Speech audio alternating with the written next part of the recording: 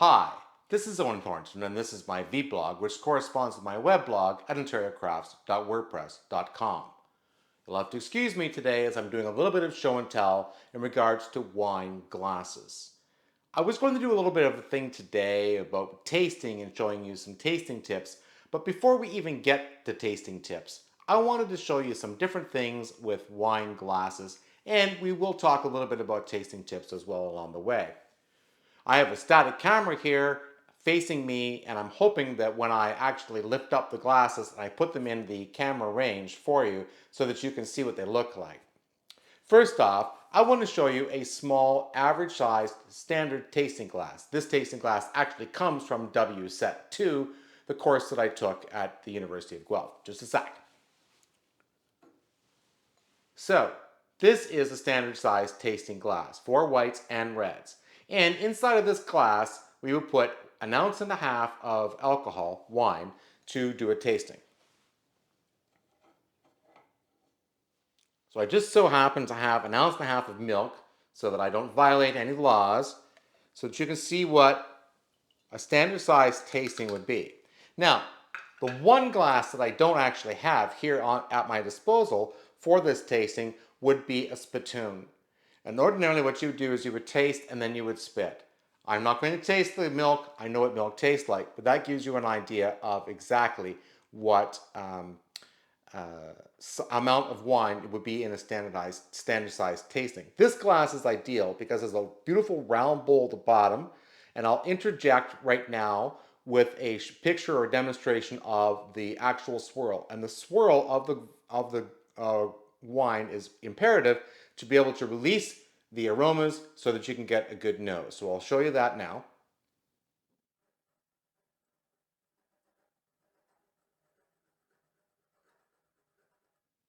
Welcome back, and I'm also going to show you then what you would do, and we'll do the nose test right now. The swirl has to be done on a flat surface. It's easier to do it that way. But the nose, you can stick the nose right in the glass when you do a tasting. So that is a standard size tasting glass of which you would taste it. If you would probably the first time you would take a good sip, swirl it around, spit, and then take your second sip. That first swirl spit step would be to sort of help cleanse the palate a little bit to give you a genuine taste of this wine. In my set, I have 6 glasses like this, and we would do 6 tastings over the course of 3 hours. We would talk about those wines as we were going along, and we would not cross-contaminate the wine. I'm only talking about a single tasting of skim milk here in this case, and the milk actually is also good because it shows up very well for you as well in the glass. So that's the standard size tasting. Now, I'm going to put this 1.5 ounces, in one of our standard wine glasses that we have here. So, you can see then, in a standard size glass, if you did a 1.5 ounce tasting, that wine's a long distance from the nose for you to be able to get a sense of the aroma of that wine. The swirling action would be great, and the bowl shape is the right size because it narrows and tapers to the top to focus the aromas towards the nose, but on the smaller glass, of course, the focus of those aromas is much more condensed and you get a better sense of the smell of the wine in the tasting glass. But here is something I experienced with a tasting of Chardonnay, a single Chardonnay in 4 different glasses. Now I'm going to show you the 4 different glasses as I go through and talk to you about that, and I'll pour the skim milk into each one to give you a sense of what the glass looks like a little bit better. So this is a standard white wine glass for Rieslings, Gewürztraminers, Pinot Grigios, Sauvignon Blancs, pretty much anything that's light. So we'll put that in here just to kind of give you a sense of what that glass shape is like, and you can see at the size of it compared to sort of my sort of average general standard size wine glass that I purchased.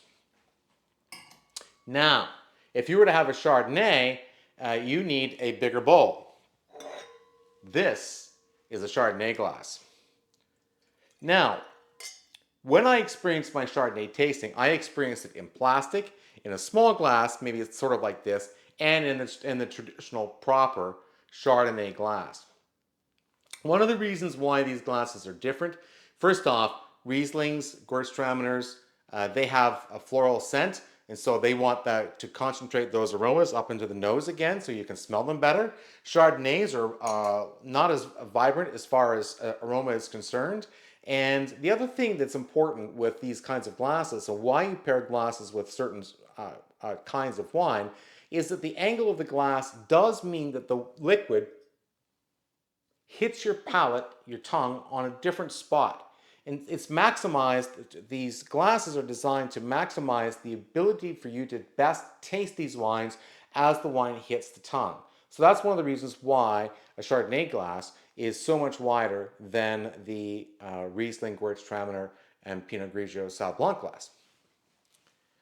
Now, we get into a red glass here. Now, I will show you the standard light red glass compared to the white wine one.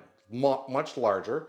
Doesn't need to be as small as this one. It can be larger. There are more aromas. Pinot Noirs, Gamay, perhaps light Merlots would go in a glass of this nature. Again, you can see it has the tapered nature to it. Has a beautiful bowl. You can swirl the smaller sample 1.5 ounces here in this one. And then the big Cab Sauv, Cab Franc, Barolo if you're into Italy, Amarone type wines would go in this very large glass. Sometimes they're very vibrant. And what would happen is that you would want to have a bit of distance from the nose in this beautiful big red wine glass. And you can see how much larger that is. And again, it has the tapered nature of it, so it does condense the smells and the aromas coming up the glass towards the nose, but it's not as large, or it's much larger than the others, and so therefore allows some of the aroma to escape because it needs to be captured the way the small white wine glass would be, for example. So there you have it. There's a bit of glass nature, and I'm telling you right now, when we had that out of the plastic glass, I have a plastic glass right here. When we had that Chardonnay out of a plastic glass, and we had it out of a small mouth glass and a wide mouth glass, that wine tasted different for each of the three things. And I dare you to take that challenge for yourself. Take a plastic glass and a couple different sized regular glasses and try out any wine that you want to. And I guarantee that you will notice the way the wine hits the tongue and the experience that you have will be unique and different. So you will taste wines differently according to the glassware that it is. That's the correct glassware for the types of wines. This is Owen Thornton for my vblog at interiorcrafts.wordpress.com. And also don't forget to go to for my vblog, don't forget to go to my word blog as well. Thanks very much. You have a great day.